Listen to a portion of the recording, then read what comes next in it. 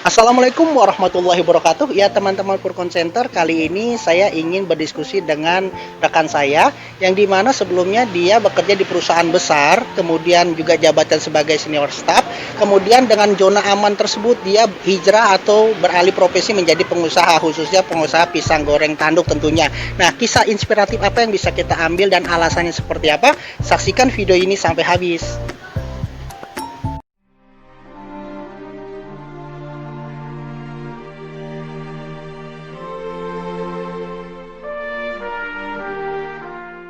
Ya, teman-teman, kali ini saya mengunjungi kedai Bapak Bilal, yaitu di mana menjual pisang tanduk crispy, tahu pedas dan menu lainnya. Dan ini lokasinya berada di Jati Mekar ya, Jati Asih Kota Bekasi tentunya. Nah, ini sedang proses untuk pembuatan dan penyajiannya. Nah, ini salah satu contoh menu favoritnya, pisang tanduk crispy. Nah, ini kebetulan juga ada GoFood ya, atau ojek online, pesanan dari masyarakat dan juga ada dari lingkungan yang memang sering untuk mengunjungi kedai ini.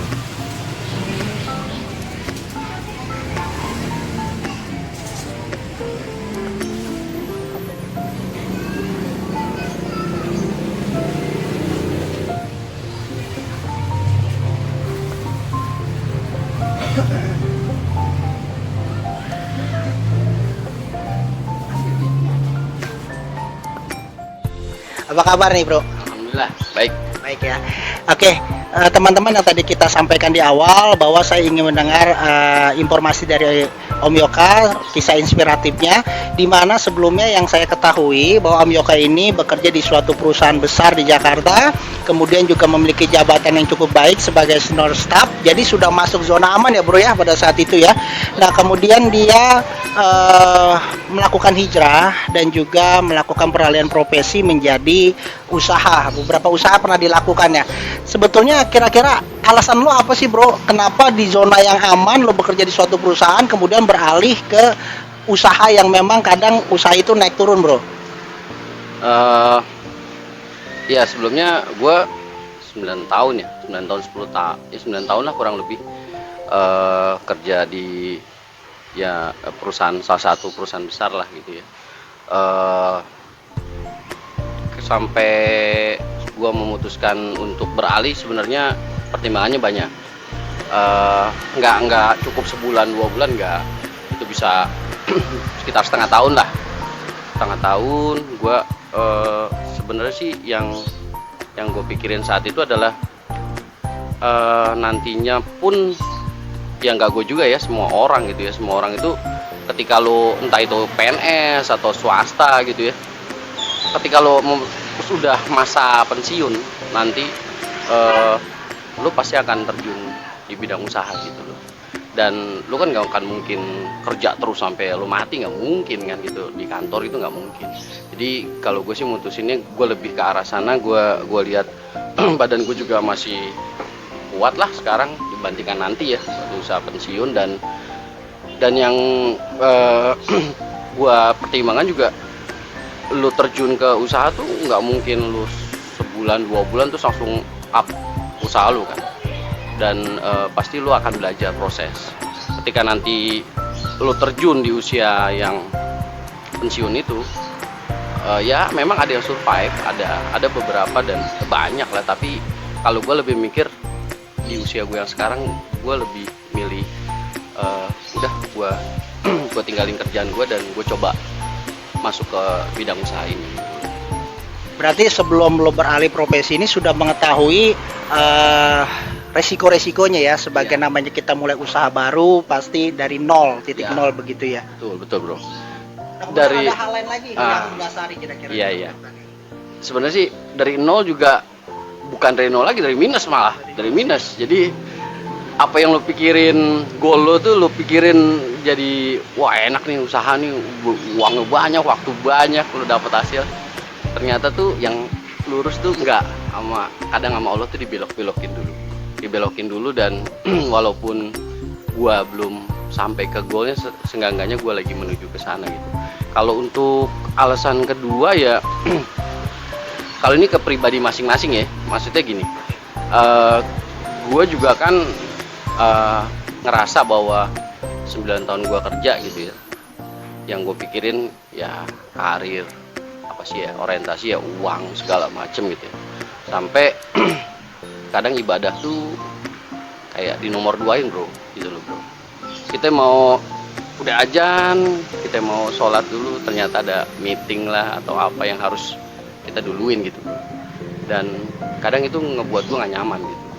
Waktu buat keluarga juga sama, ketika lu lagi di rumah atau lu harus, orang rumah butuh lo, tapi lu juga harus ada di kantor pada saat itu, susah buat gue ya gitu ya. Dan itu sih yang faktor itu ya, jadi gue ngerasa bahwa dengan gue apa ya, coba usaha ini gue lebih nyaman. Jadi kapanpun gue ada panggilan dari yang punya nih, yang dari punya gue, udah gue tutup aja, gue sholat aja, masjid aja. Itu yang buat gue lebih nyaman, walaupun istilahnya dalam segi pendapatan ya yang nggak jauh ya, jauh dari gue kerja di kantor tuh jauh. Tapi kan kita butuh nyaman nih gitu. Mungkin teman-teman Purkansanya juga ingin mengetahui kira-kira lo terakhir itu meninggalkan perusahaan, kerja di perusahaan sebagai karyawan itu tahun berapa, dan lo mulai usaha itu apakah pada saat resign lo langsung mulai usaha, atau mungkin pada saat masih bekerja lo coba-coba usaha-usaha sampingan dulu bro?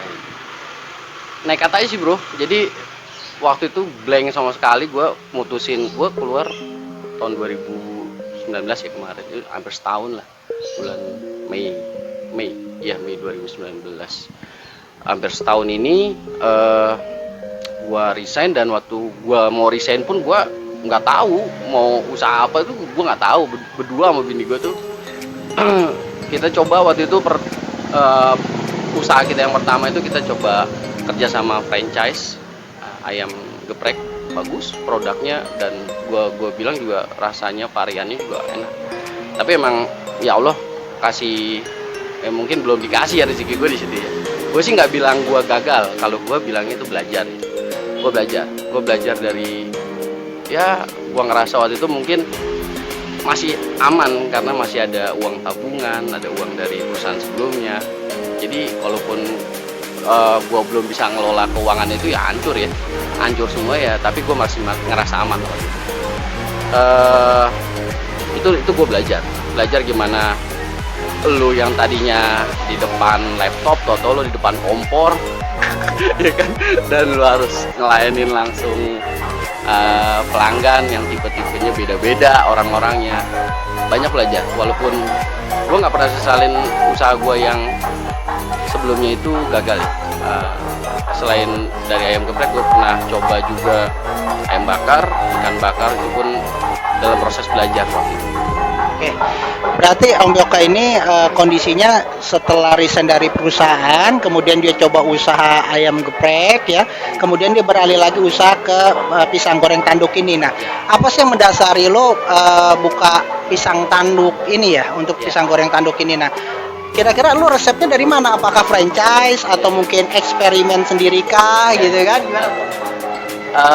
Kalau resep, alhamdulillah gue sama istri gue coba kita explore aja lah, belajar dari semuanya gitu ya, dari teman-teman, dari tanya-tanya sana sini gitu ya, sampai akhirnya menemukan satu resep yang komposisinya pas. Dan kalau gue ngerasanya kalau bisnis ini tuh ya cukup menjanjikan, walaupun kadang dipandang sebelah mata ya semua orang ya gitu ya, jualan gorengan doang lu kan, tapi ya lu kan hasilnya ya yang penting kan hasil. Dan gue ngelihat nangkep peluang di situ. Jadi dibandingkan lu dengan, karena kalau usaha itu kan lu punya modal besar dengan lu sewa ruko segala macam, itu nggak ngejamin bro, itu nggak ngejamin dibandingin dengan usaha-usaha yang dianggap orang receh, tapi perputarannya cepet, perputarannya itu lu ada hasilnya ya lebih besar. Kalau gue lebih ngeliat ke situ gitu sih. Nah, terus gini bro, maaf ya sebelumnya bro ya. Biasanya kan kalau usaha dagang image-nya itu kadang kan pakai penglaris kayak begitu bro. Kira-kira dengan bisnis pisang goreng tanduk lo ini, apakah lo ada semacam seperti itu ritual khusus kah atau mungkin seperti apa bro? Sorry nih bro. Iya iya. Enggak lah, dari usaha pertama gue juga enggak. Yang penting udah bismillah aja. Gue yakin kalau setiap orang tuh kan rezekinya beda ya. Gue alhamdulillah punya teman-teman, setiap gue dagang tuh gue dikasih sama Allah tuh teman-teman yang baik semua, support semua dan sesama pedagang. Artinya gue juga ini belajar dari teman gue kan, pisang goreng tanduk juga dia. Walaupun gue nggak minta resepnya dia, gue izin aja sama dia. Gue bilang gue pengen coba usaha kayak lo keberatan nggak? Oh nggak apa-apa, lo mau dagang di samping gue juga nggak apa-apa, dia bilang. Karena gue tahu rezeki orang tuh beda, setiap orang itu beda. Jadi kalau lo mau usaha itu, kalau gue ya, tapi kan pribadi orang beda-beda ya. Ada yang pengen cepet, mereka ya dalam tanda kutip ada pegangan segala macam gitu, ya itu kembali ke mereka ya. Tapi kalau gue sih, lu pegang aja deh yang punya rezeki, itu aja sih. Oke, sangat inspiratif sekali ya teman-teman. Nah, mungkin gini bro, dengan lo buka pisang goreng tanduk, mungkin ada jenis makanan lain yang lo buat juga seperti, dan apakah ini bisa catering kalau misalkan teman-teman Food Center ada yang ingin order, ini lokasinya di mana, nomor handphone lo berapa bro, ya kan, bisa di share di sini bro. Iya. Oke, kita skip dulu. Ini adalah contoh untuk makanan yang disajikan di pisang tanduk crispy ya, di Baba Bilal. Nah, ini menu-menunya nih teman-teman. Kalau variannya sih kita baru ada 4 ya. Yang original dengan taburan gula halus, gula dingin, terus ada yang keju susu, keju coklat. Satu lagi tuh kita ada selai rainbow. Dan kalau yang jenis lainnya kita ada tahu pedes itu aja. Dan nanti mungkin lagi dalam proses pengembangan yang lain lah, pasti itu. Kalau kita ini lokasinya di Jati Mekar, Jati Asih. Kalau ada teman-teman mau pesen atau datang langsung, kita juga udah ada di Gojek, di GoFood. Cari aja kedai pisang tanduk goreng Baba Bilal. Di situ lagi ada promo juga bro, gitu kan. Dan kalau lo mau WA boleh di nomor gua langsung di 085 7-nya 4 kali 42310 buat pesanan. Insya Allah siap kita antar.